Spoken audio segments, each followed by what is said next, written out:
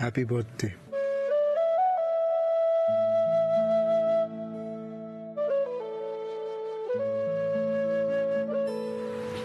এ বাবা, আজকেও আমার ঘুম থেকে উঠতে এত দেরি হয়ে গেল। আজকে তো আপনার জন্মদিন, আজকে আপনার সব ছাড় আছে। বকুল, কাল রাতে আপনার সঙ্গে বেরিয়ে আমার যে কি আনন্দ হয়েছে সেটা আপনাকে বলে বোঝাতে পারবো না। মানে এভাবে ঘোরার এক্সপিরিয়েন্স প্রথম। Really wonderful.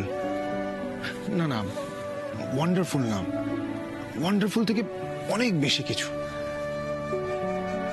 আমি না আপনাকে ভাষায় বোঝাতে পারছি না আমি কি বলতে চাইছি বলুন তো। এই যে ছোট ছোট অতি সাধারণ জিনিসের মধ্যেও যে এত অসাধারণ আনন্দ থাকতে পারে সেটা আমি আগে কোনোদিনও বুঝিনি। Thank you. কাল রাতটা আমার সারা জীবন মনে থাকবে। আমারও। মানে আমি তো কলকাতার এই রূপ এর আগে অনেকবার দেখেছি, কিন্তু কালকে কি মনে হচ্ছিল জানেন? কি? আমার মনে হচ্ছিল যে আমি আমার খুব প্রিয় কেউ, মানে খুব কাছের কারোর সঙ্গে আপনার পরিচয় করিয়ে দিচ্ছি। মানে ধরুন, সারাদিন পরে অনেক পরিশ্রম, অনেক ক্লান্তির পর বেশ হাত মুখ ধুয়ে ফ্রেশ হয়ে একটু গল্প করার সুযোগ পেয়েছি না। আমার কি মনে হয় জানেন তো, যে দিনের কলকাতার থেকে না রাতের কলকাতা অনেকটা কাছের, অনেক আপন। কি সুন্দর বললেন। সৌরভ, এই সৌরভ, কিরকম কুম্ভকর্ণের মতো ঘুমোচ্ছে দেখো, লজ্জাও নেই। দাঁড়াও, তোমার ঘুম আমি বের করছি।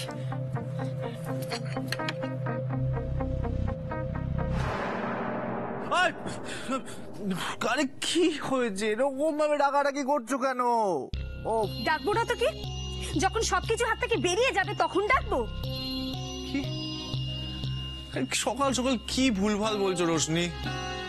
ভুলভাল বলছি আমি? তুমি তো নাকে তেল দিয়ে পড়ে পড়ে ঘুমোচ্ছ, আর ওদিকে যে বাড়ি শুদ্ধ সবাই, এমনকি তোমার ছেলেও রাত জেগে বকুলের জন্মদিন সেলিব্রেট করছে।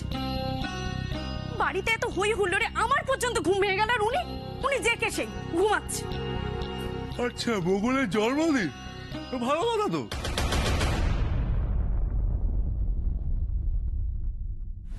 আমি কি ভাবছি জানেন, এবার থেকে ডায়েরি লিখব। এই যে সুন্দর মুহূর্তগুলো আমি ভুলতে চাই না। বহু বছর পর যখন এই ডায়েরির পাতাগুলো উল্টাবো তখন মনে হবে আবার সেই মুহূর্তগুলো উপভোগ করছি। মজা হবে না? মানে হয়তো ততদিনে আমরা কয়েকটা মুহূর্ত ভুলে গেছি, ডায়েরিটা পড়লে আবার সেই মুহূর্তগুলো মনে করতে পারবো। মনে হবে আবার নতুন করে কাটাচ্ছি সেই মুহূর্তগুলো, তাই না? আর শুনুন, প্রত্যেক বছর আপনার জন্মদিনে আমরা রাতের কলকাতা ঘুরব, আর তারপর আমি আমার ডায়েরিতে আমার অভিজ্ঞতাগুলো লিখব। কেমন? আমি একটু ওয়াশরুম থেকে আসছি।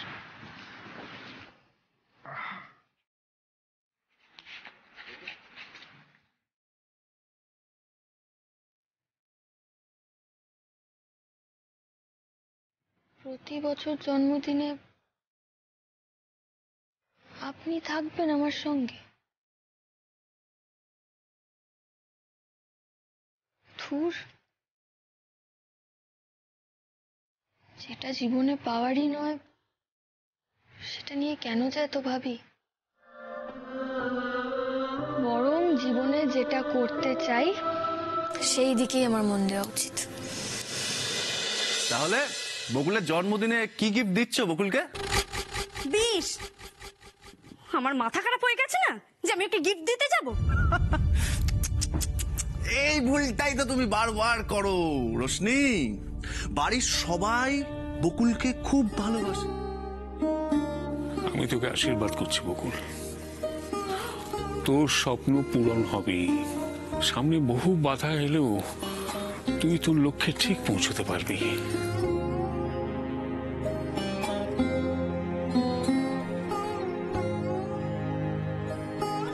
অদিতি আর মিষ্টি কোথায় গেল রে রোহন? মিষ্টির একটা পরীক্ষা আছে স্কুলে, অদিতি ওকে নিয়ে গেছে। সে তো কিছুতেই যেতে চাইছিল না, মন খারাপ হয়ে গেছে খুব। কেন, কি হয়েছে? তার কাম্মার জন্মদিন, কখনো যেতে চায়? আমি অবশ্য বুঝিয়ে সুঝিয়ে বলেছি যে সেলিব্রেশন তো সারাদিন ধরেই চলবে, যখন খুশি এসে জয়েন করবি। বোঝানোর পর গেল। বকুল,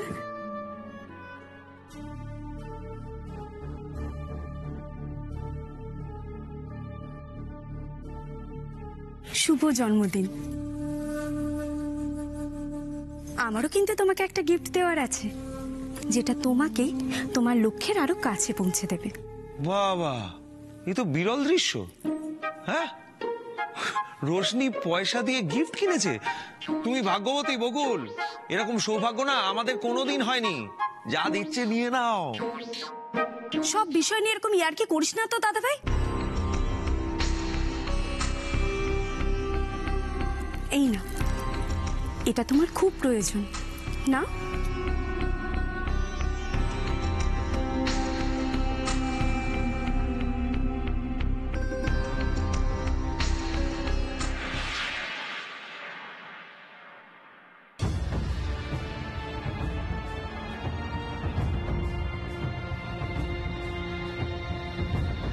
তোমার কাজের জিনিস দিয়েছে কিনা বলো? ইংলিশ শেখাটা তো তোমার খুব দরকার, তাই না?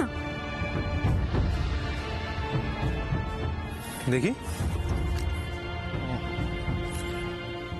এ মা, এটা তুই ওনাকে দিয়ে দিলি কেন?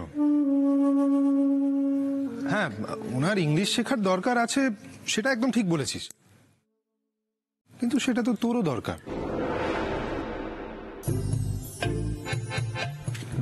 দেখ, কিছু মনে করিস না। আগের দিন যখন ডেলিভারি বয়ের সঙ্গে তুই কথা বলছিলি ইংলিশে, তখন তো শুনছিলাম তোর উচ্চারণ বড্ড খারাপ। ইংলিশটা যখন বলতেই চাস, ভালো করে শেখ না। হ্যাপি বার্থডে ওস্তাদ। বকুল, হ্যাপি বার্থডে। রোশনির এই আচরণের জন্য আমি তোমার কাছে ক্ষমা চেয়ে নিচ্ছি। রোশনির কাছ থেকে এইসব কথা বারবার শুনতে শুনতে হয়তো তোমার অভ্যেস হয়ে গেছে, কিন্তু একটা কথা বলবো, সব আঙুর তো মিষ্টি হয় না বকুল। একটা থোকার মধ্যে একটা দুটো আঙুর কিন্তু টক থেকেই যায়, আর ওই টক আঙুর যদি মুখে না পড়ে তাহলে মিষ্টি আঙুরের মিষ্টতাটা কি করে বুঝবে বলো তো? বাহ সৌরভ, দারুণ উদাহরণ দিলে তো। অবশ্যই এর ক্রেডিটটা আমি সমরকে দেব। ওর সঙ্গে কাজ করে করি সৌরভের বুদ্ধি শুদ্ধি একেবারে তীক্ষ্ণ হয়ে উঠছে। বকুল, তুমি তোমার বাবার কাছ থেকে উপহারটা পরে নেবে বললে, কিন্তু আমি কিন্তু তোমাকে উপহার এখনই দেবো। বলো কি নেবে? তারপর তারপর কি করলি তোরা? আমি তো অনেক মিষ্টি আর সিঙ্গারা খেয়েছি, আর 10টা জিলিপি 12টা সিঙ্গারা খেয়েছি। ওই ঠাকুমা কি তোকে খাওয়ানোর কথা জিজ্ঞেস করেছে? জানো ঠাকুমা, ওই দিন বকুল আমাদের কি বলেছিল? এই বকুল, তুই কি ভাবছিস এত? দাদুরা শীতে খুব কষ্ট পায় বললো, আর আমার এমন অবস্থা যে আমার কাছে একটাও টাকা নেই। ওই দেখো, এই জন্য তুই মন খারাপ করছিস? আরে পরে দিয়ে দিবি। পরে তো আমি দেবই। আমার পরের বছর জন্মদিনে আমি দাদুদের কম্বল কিনে দেবো, দেখিস তখন আমার কত টাকা হয়ে যায়। আর তখন যদি ওস্তাদ তুমি এখানে না থাকো, তুমি যদি বিয়ে করে শ্বশুর বাড়ি চলে যাও, তখন বিয়ে করে শ্বশুর বাড়ি চলে যাও? কি রে, আরে বাবা, এখনো পর্যন্ত এমন কেউ জন্মায়নি যে বকুল সান্যালকে বিয়ে করে নিয়ে যাবে। আমি এখানেই থাকবো আর তোদের সাথে এরকম বিন্দাস ভাবে থাকবো, সব বিয়ে ফিয়ে করে বেকার সময় নষ্ট করতে পারবো। আর আমি বিয়ে করে চলে গেলে আমার মা ঠাম্মিকে কে দেখবে? হ্যাঁ, আমি এখানেই থাকবো, বাড়ার সাথেই থাকবো, আর বাবার মতো পুলিশ অফিসার। এক মিনিট। আচ্ছা বকুল, বলছি তুই তো আর তোর ওই পড়াশোনাটাকে চালিয়ে নিয়ে গেলি না? না মানে শুধু 12 ক্লাস পাস করে কি আর ওই অত বড় পুলিশ অফিসার হওয়া যায় বল? যায়, সব আছে, চাপ। হতেই হবে। দেখ বকুল যখন বলেছে পুলিশ অফিসার হবে, তারপরে তো ঠাম্মা আমাদের সকলকে ওনাদের জন্য ভালো মন্দ খাবারের আয়োজন করতে হবে। করতেই হবে। বকুলের শ্বশুর বাড়ি বলে কথা।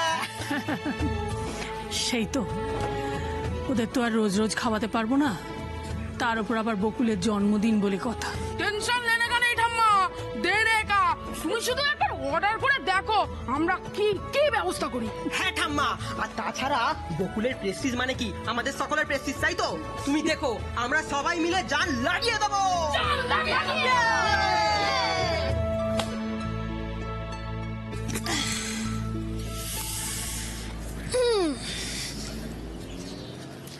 দেখেছেন তো একটুখানি বাইকে চড়ে আপনার কি অবস্থা হয়েছে। আপনার সবার সঙ্গে গাড়ি করে এলেই ভালো হতো। বুঝলাম, আমি আপনার বাইকে উঠেছি বলে আপনার অসুবিধা হচ্ছে, তাই তো? আমি তো আপনার ভালোর জন্যই কথাটা বললাম, একটুতেই আপনার মুখ গোমড়া হয়ে যায়। বিশ্বাস হচ্ছে না? দেখুন নিজের মুখটাই, যে লুকিং গ্লাসে দেখুন কি অবস্থা হয়েছে আপনার মুখের। রোদে কি চেহারা হয়েছে দেখুন নিজের। আপনার আমাকে নিয়ে কষ্ট হচ্ছে না? আমার তো মনে হচ্ছে আপনার বেশি কষ্ট হচ্ছে। আমার নয়তো কি, বাড়ি থেকে বেরোনোর সময় তো আমার আগেই গাড়িতে উঠে যাচ্ছিলেন। আমি যদি না আটকাতাম তাহলে তো সবার সঙ্গে আমাদের গাড়ি করেই আসতে হতো আজকে। আরে আমি আপনার ভালোর জন্য বলছি, আপনি তো বুঝতেই চাইছেন না আমার কথা। দেখুন আমার বাইকে করে রোদে জলে টোটো করে ঘুরে বেড়ানোর অভ্যেস আছে, কিন্তু আপনার কি সেটা আছে? আরে অভ্যেস ছিল না, হয়ে যাবে। এইটুকু সময় বাইকে করে ঘুরেই তো আপনার রং পুরো তামাটে হয়ে গেছে আমার মতো। জানেন ঠাম্মি কি বলে? আপনাকে পুরো রাজপুত্রর মতো দেখতে। আর আপনি আপনি কি বলেন?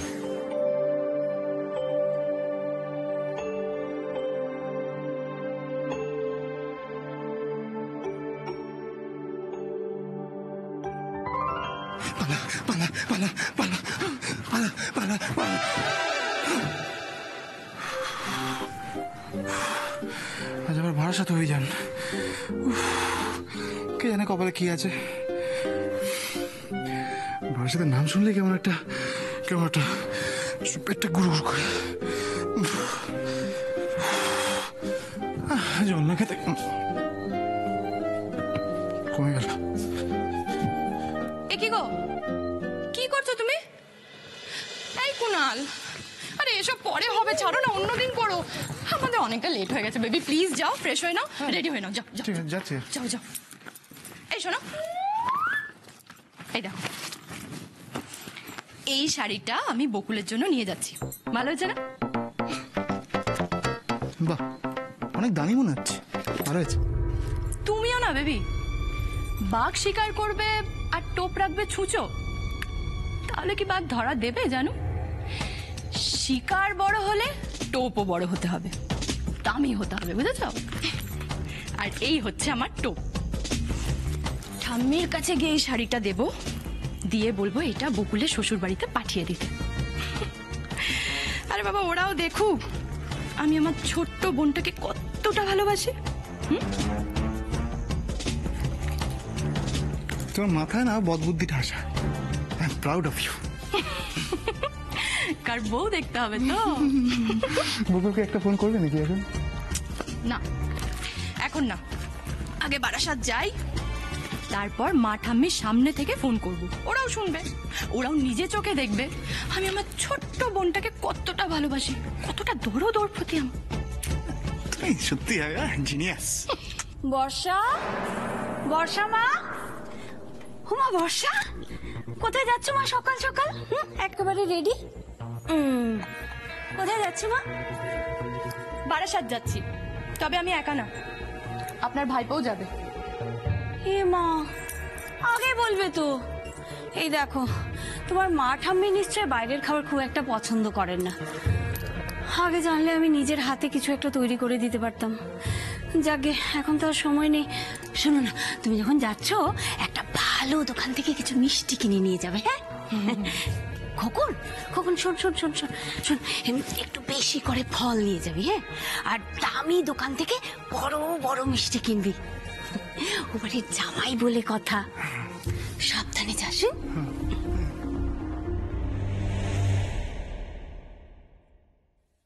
কি হলো কেসটা? পিসি এরকম করলো কেন?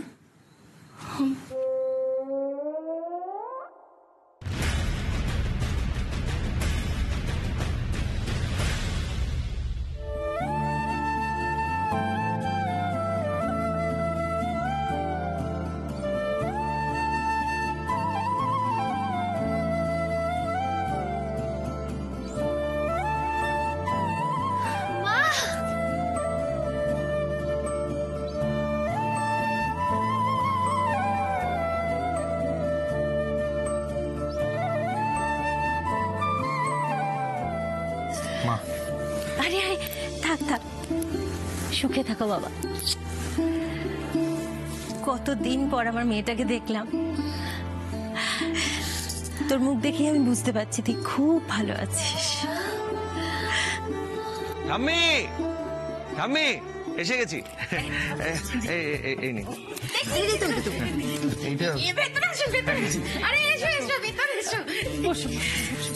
আপনার সঙ্গে কিন্তু খুব ঝগড়া করব। আপনি সেদিন গেলেন না কেন? সব একদিন আমাদের বাড়িতে গিয়ে থাকতে হবে। একদম নিচে চোখে দেখতে হবে না মেয়ে কেমন সংসার করছে। আমি কেমন আছো? থাক থাক মা, থাক থাক। আচ্ছা, শেখর বাবুরা এলেন না? না, বাবা আর কাকুমণিরা তো অনেকদিন পরে বেরিয়েছেন, তো ওই জন্যই একটু দেরি হচ্ছে। না, ওই বাবার সাথে এলেই না থাক থাক। বাবাদের এনার্জি আরো বেড়ে যায়। কোথায় কোথাও ঘুরে টুরে আসছে। হ্যাঁ খেলবে তো, কিন্তু এখন না। আগে একটু খাওয়া দাওয়া করে নাও, রেস্ট নিয়ে নাও, তারপর। ততক্ষণ আমি আর ভাই মিলে লুকোচুরি খেলবো। হ্যাঁ খেলবে, কিন্তু ছাদে যাবে না।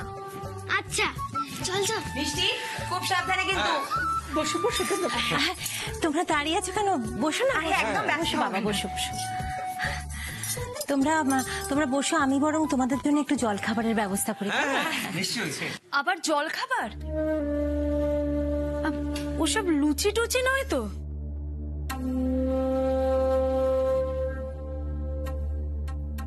না না, আপনি লুচি টুচি নিয়ে আসুন, তার সঙ্গে আপনার যা ইচ্ছে হবে তাই নিয়ে আসুন, আমি তো রয়েছি, কোনো ব্যাপার না। না না, আমাদের নিয়ে একদম ব্যস্ত হবে না তো। চুপ, ভুলে গেলে নাকি আসার সময় আলুর পরোটা, মটর পানির, দই এগুলো কে খেলো? কি আশ্চর্য, এখন যদি খায় পেট ভরে দুপুরবেলা খেতে পারবে, তখন আবার ওষুধ চাইবে। আচ্ছা ঠিক আছে, তাহলে এক কাপ চাই হয়ে যাক। আমি এক্ষুনি চা নিয়ে আসছি, কেমন? আমি কিন্তু গ্রিন টি, তাই তো?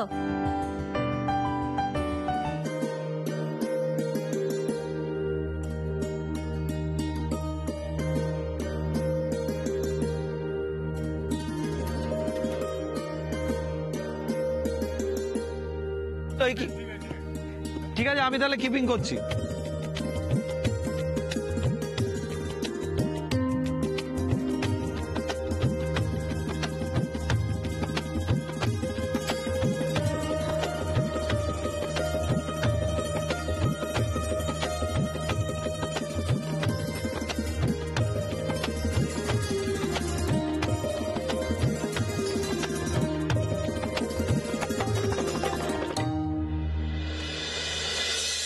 উস্তাদের জন্মদিনের ভুড়ি ভোজটা কিন্তু হেভি হয়েছে, কি বলিস বাবলা? সত্যি কথা, আমরা তো ভেবেছিলাম বকুলের জন্মদিনটা এবারে পুরো রুক্ষা সুখা যাবে, কিন্তু ঠাকুমা কিরকম প্ল্যান করে ওই বকুলকে অত দূর থেকে এই বারাসাতে নিয়ে এলো বল। আমি তো জাস্ট ভাবতেই পারিনি। চ, আমাদের এবার মন্দিরে যেতে হবে। এই বকুল, তুই খেয়ে দিয়ে মন্দিরে পুজো দিবি? আমি মন্দিরে পুজো দিতে যাব না। তোর মনে নেই আগের বছর জন্মদিনে আমি ওই দাদু দিদাদের কি কথা দিয়েছিলাম? হ্যাঁ রে বকুল, বেশ মনে আছে। তাহলে শোন, আমি গাড়িতে কিছু কম্বল কিনে রেখেছি, ওগুলো আমি মন্দিরে গিয়ে দিয়ে আসবো ওই দাদু দিদাদের, ঠিক আছে? বাবা বকুল, তুই ঠিক মনে করে ওনাদেরকে সব দিবি বলে নিয়ে এসছিস? জিও ওস্তাদ। এত বাড়াবাড়ি করার কিছু হয়নি। হ্যাঁ, আমি কতটুকুই বা করতে পারি রে ওদের জন্য। তুমি কি করতে পারো সেই গল্পই তো করছিলাম ঠাম্মাকে। হ্যাঁ রে বকুল, এসব তুই কিনলি কখন? আমি এগুলো কিনিনি তো ঠাম্মি, এগুলো আমাকে মা দিয়েছেন, আমার জন্মদিনের গিফট।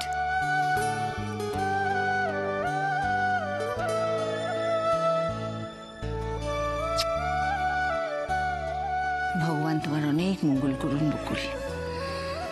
এই যে গরিব অসহায় মানুষদের পাশে দাঁড়াতে, তাদের মুখে হাসি ফোটাতে, তাই জন্যই তোমার জন্ম হয়েছে। ভগবানের অনেক আশীর্বাদ দরকার তোমার মতন এরকম সোনার মতন মন পেতে। বেঁচে থাকো মা, বেঁচে থাকো।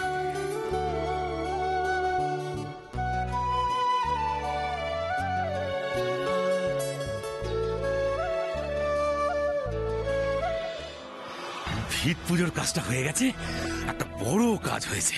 তা স্যার বলছিলাম কি, এবার না ওই বিল্ডিং এর কাজটা শুরু করে দিন। মানে ধরুন ওদিক দিয়ে পাঁচিল এসছে, এবার শেড দিলেন, এইদিকে পাঁচিলটা এত দূর এসেছে, আপনি এখানে শেড দিলেন। হবে হবে হবে, সব হবে মদন, এত ছটফট করো না। ভিত পুজো যখন হয়েছে তখন খুব তাড়াতাড়ি বিল্ডিংও শুরু হবে। তুমি শুধু তোমার দায়িত্বটা ঠিকঠাক ভাবে পালন করে যাও, ব্যাস। হ্যাঁ স্যার, বলছিলাম যে সে ব্যাপারে আপনি কোনো চিন্তা করবেন না স্যার। সেটা মানে এমন দায়িত্ব দিয়েছি, এমন লোকেদের দায়িত্ব দিয়েছি, তারা সব সময় না নজরে নজরে রেখেছে জমিটাকে। কিন্তু স্যার একটা কথা না আপনাকে বলা হয়নি স্যার, মানে ওই ভিত পুজোর দিন ওই ক্যাটারিং এর যে ছেলেগুলো। হ্যাঁ, কি করেছে তারা? না মানে ওদের মধ্যে ওই 2-3টে ছেলে আর কি একটু বেশি খোঁজ করছিল এই জমিটা সম্পর্কে। আসলে ওই মানে জমিটার মালিককে, এখানে কি হবে, কার জমি, এই সব আর কি। ওই ছেলেগুলো তো বকুলের বন্ধু, তার মানে ওরাই ওই আংটিওয়ালা ছবিটা বকুলকে পাঠিয়েছিল। না না, ওদেরকে এই জমিতে ঢুকতে দেওয়া একদম ঠিক হবে না। মদন, একটা কথা কান খুলে শুনে রাখো, এই জমির ব্যাপারে লোকাল লোককে একদম নাক গলাতে দেবে না। আপনি নিশ্চিন্ত থাকতে পারেন স্যার, এই জমিতে আমি এলাকার কাউকে নাক গলাতে দিই না তো দিই না। তবে যেটা হয়েছে কি, এলাকার মানুষ তো ওরা তো একটু আগ্রহ আর কি ওদের আছে, যেটা হলো যে এই এখানে কি ধরনের এ হবে, মানে চাকরি বাকরি যদি কিছু পাওয়া যায়, ব্যাপারটা বুঝলেন তো? বুঝেছি। আর তুমিও একটা কথা বুঝে নাও, কোন রকম ইনফরমেশন কেউ যাতে না পায়। পুজোর পরেই কাজ শুরু হয়ে যাবে, আমি চাই না তার আগে কোন রকম উটকো ঝামেলা হোক। একদম স্যার, একদম।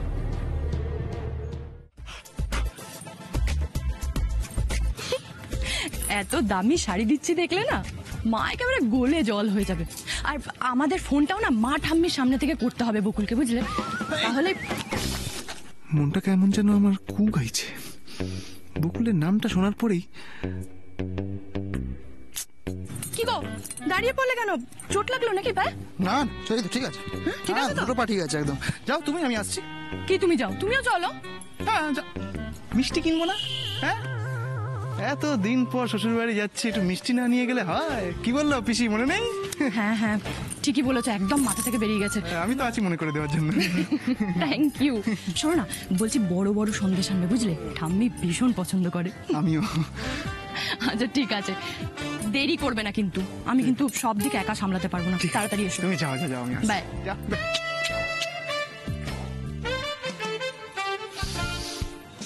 চারদিকটা ভালো করে নজর না দিয়ে ও বাড়িতে পা রাখা যাবে না।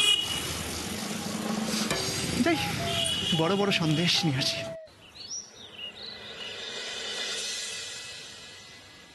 বকুল, আপনি না মানে ইউ আর ভেরি ডিফারেন্ট। আবার কি করলাম এরকম মনে হলো? এই দেখুন না, মানে জন্মদিন সবার হয়, আর এই দিনে সবাই ভাবে যে স্পেশাল কি করলাম, কি পেলাম কি পেলাম না, কোথায় পার্টি করব, কি খাবো, কি ড্রেস পরবো। কিন্তু আপনি এটা করলেন না, আপনি ভাবলেন যে কিভাবে কয়েকটা মানুষের উপকার করা যায়। বারে আমি যেটা করলাম সেটা তো নিজের কথাই ভাবা হলো, মানে এই কাজটা করে তো আমার নিজেরই মন ভালো থাকে। পৃথিবীতে এসে যদি এইটুকু না করতে পারলাম তাহলে আর কি করলাম বলুন? মানে এই কাজটা করে না, মানে আমি আমি আমি একটা তৃপ্তি পাই। বড় মন না হলে এরকম তৃপ্তি পাওয়া যায় না বকুল। এটাও মনে হয় না যে যেটা করলাম নিজের জন্য করলাম। আপনি যদি আমার কথাই ধরেন, আমি কিন্তু আপনার মতো কারোর জন্য কিছু করে এটা ভাবতে পারি না যে যেটা করলাম নিজের জন্য করলাম। ইনফ্যাক্ট আমি তো আপনার মতো এত কিছু করতেও পারি না। নির্দ্বিধায় কাউকে কিছু দিয়ে দেওয়া, এত কিছু পারি না। আপনি আমার মতো করে পারেন না, আপনি নিজের মতো করে পারেন। যে কাজটা আপনি করতে পারেন সেটা তো আবার অন্য সকলে করতে পারে না। আপনি নিজে যে কাজটা পারেন না সেটা যদি অন্য কেউ পারে তাহলে আপনি তার প্রশংসা করেন, তাকে সাহায্যের হাত বাড়িয়ে দেন। মানে আমার কথাই ধরুন, আপনি যে কোনো কাজে আমাকে উৎসাহ দেন, আমাকে সেই কাজটা করার জন্য জোর দেন। মানে আপনি সব সময় বন্ধুর মতো আমার পাশে থাকেন। এটাই বা কজন করতে পারে বলুন তো? ওই আর কি, মানে এটাতে স্পেশাল এমন কিছু নয়। মানে আপনার মতে এই যে আপনি একজনের কাছে তার কাজের প্রেরণা, সেটা কোনো কাজের কথা নয়, মূল্যহীন একটা ব্যাপার। আপনি জানেন না আমি আপনার কাছ থেকে যে জোরটা পাই সেটা যে কোনো কঠিন পরিস্থিতিতে আমার মনের জোরকে অনেকটা বাড়িয়ে দেয়। না জানো, ওরা তো কেউ আমাকে তোমার বর হিসেবে চেনেই না। আচ্ছা তুমি কোথায় আছো বলো তো কুনাল? আমি আমি এখানে একা একা হেঁটেই চলেছি, তুমি কোথায় আছো? আমি তো বারাসাতের বাউন্ডারির বাইরে, ওই যে পুরনো বাজারটা আছে ওখানে। তুমি একটা কাজ করো বেবি, তুমি এটা বাস টাস কিছু একটা ধরে এখানে চলে এসো, তারপর এখান থেকে তোমায় গাড়ি করে নিয়ে চলে যাবো। আমি আর অঙ্ক হচ্ছি না। কি বললে? বাস? আমি জানি বকুল, তোমরা ভাবছো যে বর্ষাকে নিয়ে যেহেতু আমাদের একটা খারাপ পাস্ট এক্সপিরিয়েন্স আছে, তাই এভাবে আমার সামনেও চলে আসাটা হয়তো ঠিক হয়নি। এরকম একটা অস্বস্তিকর পরিস্থিতির মধ্যে পড়তে হবে সেটা আমরা কেউ ভাবিনি। আমরা এই জন্য খুবই দুঃখিত, আপনি কিছু মনে করবেন না। ওমা না না চিচি, মনে করবো কেন? আর আপনারাই বা দুঃখিত হচ্ছেন কেন?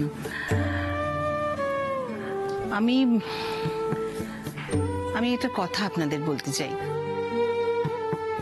ঋষির বিয়ে যে বর্ষার সঙ্গে না হয়ে বকুলের সঙ্গে হয়েছে তাতে আমাদের বিন্দু মাত্র আক্ষেপ নেই।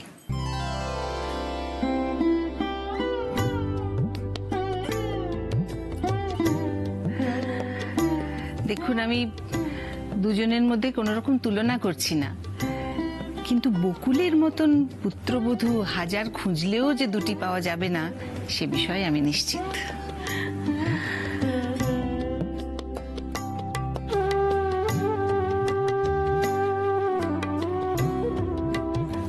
বকুল আমাদের অনেক পুণ্যের ফল। ঘরে ঘরে যেন বকুলের মতন পুত্রবধূ থাকে। দেখুন, পুত্রবধূ থেকে মেয়ে হয়ে ওঠার যে সেতুটা, সেটা বকুল তার স্বভাব গুণে অনায়াসে পার করে গেছে। এত বড় মন ওর, সবাইকে ভালোবাসার এমন ক্ষমতা, সবার জন্য চিন্তা করার এই ক্ষমতা খুব রেয়ার। এটা সত্যি ঠিক কথা। আমার বকুলের মতো ভালোবাসতে কেউ পারে না। বকুল আমাদের সকলের মন জয় করে নিয়েছে। কতটুকু বয়স ওর, অথচ প্রত্যেক দিনই ওর কাছ থেকে কিছু না কিছু শিখছি। তাই বলি কি যে ওই বর্ষার বিয়ের ব্যাপারটা নিয়ে আপনারা আর একদম অস্বস্তি বোধ করবেন না। বকুল আমাদের মনের মধ্যে যে জায়গাটা করে নিয়েছে আর কারুর সাধ্য নেই সেই জায়গাটা ভাঙে। আপনি আপনি সমস্ত ব্যাপারটা এত সহজ করে নিয়েছেন, আপনাকে আপনাকে যে কি বলবো। না না, ওই যে কথা আছে না, 7 রাজার ধন মানিক, সেই 7 রাজার ধন মানিক তো আপনারা আমাদের হাতে তুলে দিয়েছেন।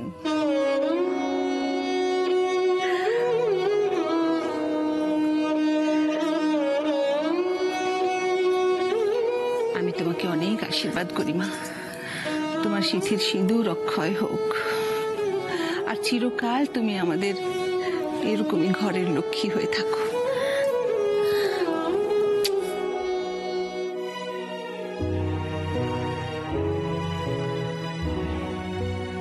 আমি এবার একটু যাই, বুঝলি? দেখি মাঠে গিয়ে ওদিকে দাদু নাতি ক্রিকেট খেলা কেমন জমেছে।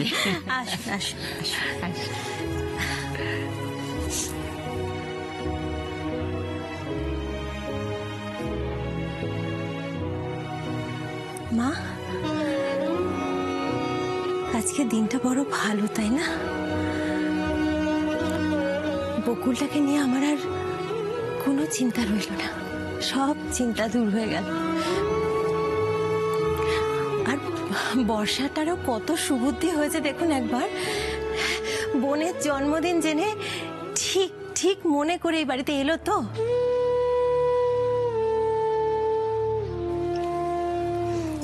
বৌমা, তুমি খুব সহজ সরল ছিলে, তাই থাকবেও, কিন্তু বর্ষাকে আমি বিশ্বাস করতে পারি না। আরে বকুল, তোর মনে কোনো খটকা লাগেনি?